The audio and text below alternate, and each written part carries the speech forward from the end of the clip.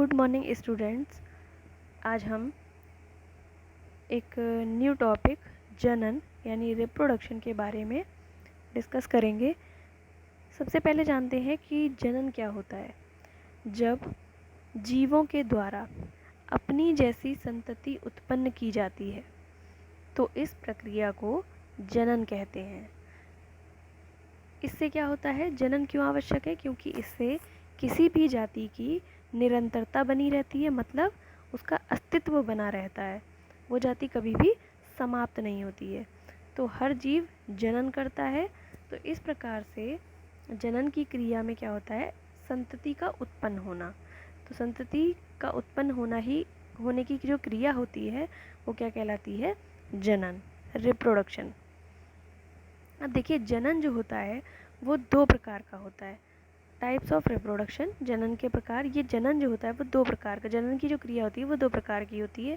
पहली होती है एसेक्सुअल रिप्रोडक्शन और दूसरी होती है सेक्सुअल रिप्रोडक्शन। पहली कौन सी? एसेक्सुअल रिप्रोडक्शन और दूसरी सेक्सुअल रिप्रोडक्शन।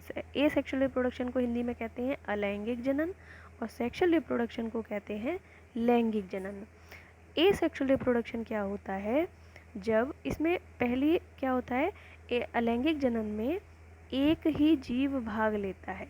ठीक, एक ही जीव से नए जीव की उत्पत्ति होती है। और सेक्सुअल रिप्रोडक्शन में क्या होता है, इसमें दो प्रकार के जीव, एक नर और दूसरा मादा। तो दो प्रकार के जीव जो होते हैं इस रिप्रोडक्शन में भाग लेते हैं और क्या होता है, एक नई संतति उत्पन्न होती है। जो एसेक्सुअल रिप्रोडक्शन होता है उससे बनी संतति बिल्कुल पहली वाले जो जीव होता है जिससे वो बनी है संतति उसके बिल्कुल समान होती है, जबकि सेक्सुअल रिप्रोडक्शन में ऐसा नहीं होता है। सेक्सुअल रिप्रोडक्शन में क्या होता है, जो नई संतति बनती है वो अपने माता पिता से या फिर जिन जीवों से वो बनी है अलग अलग प्रकार के, उनसे भिन्न होती है। एकदम पूर्ण रूपेण समान बिल्कुल नहीं होती है। अब देखिए, सबसे पहले बात करते हैं। आपने देखा कि जो जनन की प्रोसेस होती है वो दो प्रकार की होती है, एसेक्सुअल रिप्रोडक्शन और सेक्सुअल रिप्रोडक्शन। तो पहले बात करते हैं एसेक्सुअल रिप्रोडक्शन की।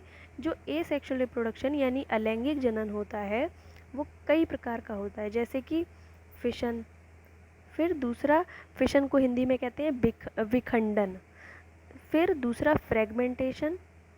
फिर तीसरा बडिंग, इसे कहते हैं मुकुलन। हिंदी में आपको जो नोट्स मिलेंगे उसमें हिंदी और इंग्लिश दोनों में लिख के मैं प्रोवाइड कराऊंगी। बडिंग को कहते हैं मुकुलन। ये मोस्टली पौधों में भी पाया जाता है, जंतुओं में भी पाया जाता है। फिर वेजिटेटिव रिप्रोडक्शन, ये पौधों में पाया जाता है मोस्टली। फिर रीजेनरेशन यानी पुनर्जनन। और लास्ट है स्पोर फॉर्मेशन यानी बीजाणु निर्माण। तो इस प्रकार से ये कुछ अलैंगिक जनन के प्रकार हैं। तो सबसे पहले जो टाइप है फिशन, उसके बारे में आज हम डिस्कस करते हैं। सबसे पहला टाइप है ये फिशन। इसके बारे में आज हम देखते हैं क्या होता है फिशन। तो फिशन को हिंदी में कहते हैं विखंडन, मतलब कोशिका का विखंडित होना, एक से दो कोशिका बनना या बहुत सारी कोशिकाएं बनना। ठीक है, तो जो फिशन होता है वो दो टाइप का होता है। ये जो फिशन है, फिशन मतलब विखंडन की प्रोसेस जो होती है वो दो टाइप की होती है। एक कौन सी होती है? Binary fission. Binary fission. और जो सेकंड टाइप की होती है वो होती है मल्टीपल फिशन।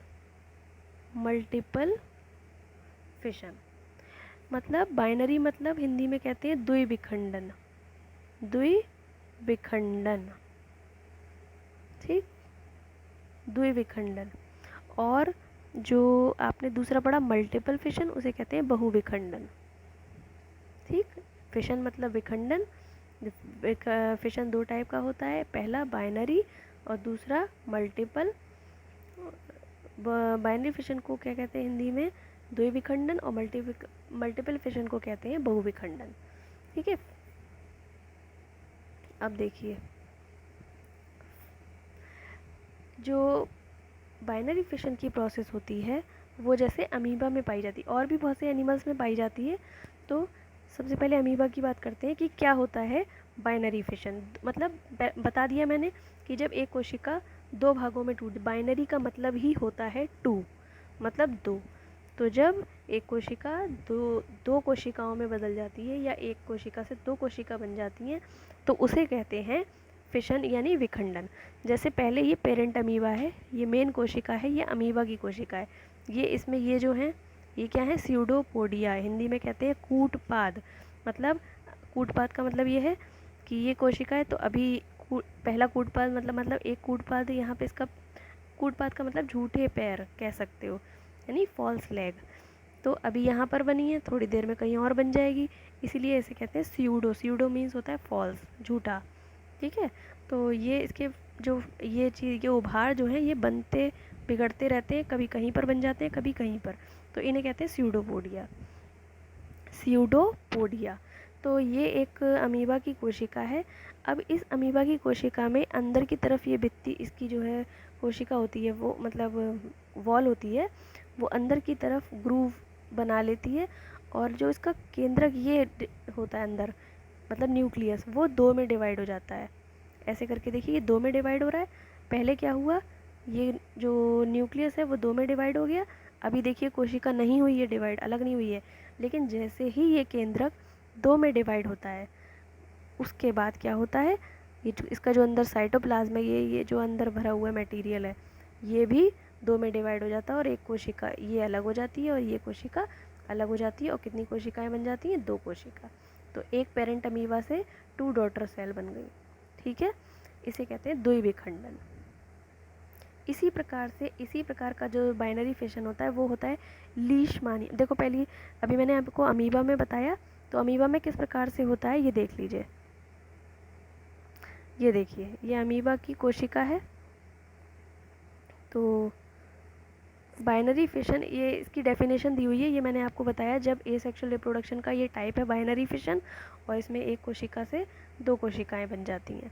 तो ये अमीबा की कोशिका है, जब इसमें मतलब ये फिशन अलैंगिक जनन हो रहा होता है, तो जो इसके स्यूडोपोडिया होते हैं वो विलुप्त हो जाते हैं, और इसका देखिए न्यूक्लियस, ये अंदर पिंक वाला जो है वो दो में डिवाइड हो गया पहले, और उसके बाद ये कोशिका जो होती है वो भी अलग अलग हो जाती है, दो में बढ़ जाती है। दिख गया आपको? इस प्रकार से ये कहलाता है क्या, बाइनरी फिशन। ठीक है, ये देखिए, एक अलग हो जाती है, दूसरी अलग हो जाती है। इसी प्रकार से देखिए, सेकंड एग्जाम्पल इसका बाइनरी फिशन का है लीशमानिया में। लीशमानिया भी एक एनिमल होता है जिससे काला अज़र रोग होता है ह्यूमन में। तो उस ये भी एक टाइप का एनिमल होता है, इसमें भी ऐसा ही होता है। पहले ये पेरेंट सेल है, इसमें देखिए एक न्यूक्लियस है, ये न्यूक्लियस दो में डिवाइड होगा, पहले ये दो न्यूक्लियस बन गए, मतलब दो केंद्रक बन गए, और जैसे ही दो केंद्रक बने, इसकी वॉल जो है वो अंदर की तरफ मुड़ने लगती है, और एक लीशमानिया से दूसरे दो लीशमानिया कोशिकाएं जो होती हैं वो बन जाती है। ये मोस्टली एक कोशिकीय जो जंतु होते हैं उनमें ऐसा इस प्रकार का जो एसेक्सुअल रिप्रोडक्शन होता है वो पाया जाता है। ठीक है, अब देखिए, ये जो एग्जाम्पल है, दूसरा मैंने बताया था आपको मल्टीपल फिशन, बहुविखंडन। जब एक कोशिका से कई सारी कोशिकाएं बन जाती हैं तो वो कहलाता है, अभी आपने पढ़ा था कि एक कोशिका से दो कोशिका बन रही हैं, यहाँ पे एक से कई सारी कोशिकाएं बन रही हैं, बहु मतलब बहुत सारी, तो उसे वो कहते हैं मल्टीपल फिशन या फिर बहुविखंडन। अब किस प्रकार से बनती हैं, ये प्लाज्मोडियम का एक एग्जाम्पल है। प्लाज्मोडियम क्या है, एक ऐसा परजीवी है जिससे जो मलेरिया रोग फैलाता है। अब किस प्रकार से ये जो है इसकी कोशिकाएं एक से ज़्यादा बनती हैं, बहुत सारी बनती हैं, वो इस वीडियो में देखिए आप। देखिए, सबसे पहले मलेरिया किससे बनता है, मच्छर जब काटता है, तो इन्फेक्टेड मच्छर जब किसी को काट लेता है तो क्या होता है, ये कोशिका है, ये प्लाज्मोडियम परजीवी है। जब ये प्लाज्मोडियम परजीवी अंदर कहाँ जाता है, ब्लड में जाता है, तो लिवर की सबसे पहले कोशिका को इन्फेक्ट करता है, यकृत की कोशिकाओं को, और फिर यकृत की जो कोशिकाएं होती हैं वो देखिए, ये देखिए, एक से अभी आपको कई सारी कोशिकाएं ये बन गई, पर्पल कलर की बहुत सारी कोशिकाएं बन गई। अब ये वॉल दूसरी ब्लड के अंदर जो आरबीसी होती हैं, यानी लाल रक्त कणिकाएं होती हैं, उनको इन्फेक्ट करती है यही प्लाज्मोडियम कोशिकाएं जो पर्पल कलर की बनी थी, ये अगली रक्त कोशिकाओं को इन्फेक्ट करती हैं, यानी उनको हार्म पहुंचाती हैं। और फिर और बाकी जो रक्त कोशिकाएं होती हैं, लाल रक्त कणिकाएं, उनको ये नुकसान पहुंचाती हैं, उनको इन्फेक्ट करती हैं। और फिर जब कोई मच्छर दोबारा से इस जो मनुष्य को काटता है जिसके अंदर ये मलेरिया परजीवी है प्लाज्मोडियम, तो वो रक्त को जैसे ही चूसता है तो इसके साथ साथ जो कोशिका परजीवी होता है वो भी प्लाज्मोडियम वो भी ले जाता है, फिर ये दूसरे को काटता है, फिर आगे इसी प्रकार से रोग फैलता रहता है। तो इस प्रकार से आपने क्या देखा, बाइनरी फिशन, यानी बाइनरी फिशन और मल्टीपल फिशन। तो ये एक टाइप का जो आपने एसेक्सुअल रिप्रोडक्शन था वो पढ़ा था। अब इसके आगे के आप नेक्स्ट वीडियो में पढ़ेंगे। Thank you.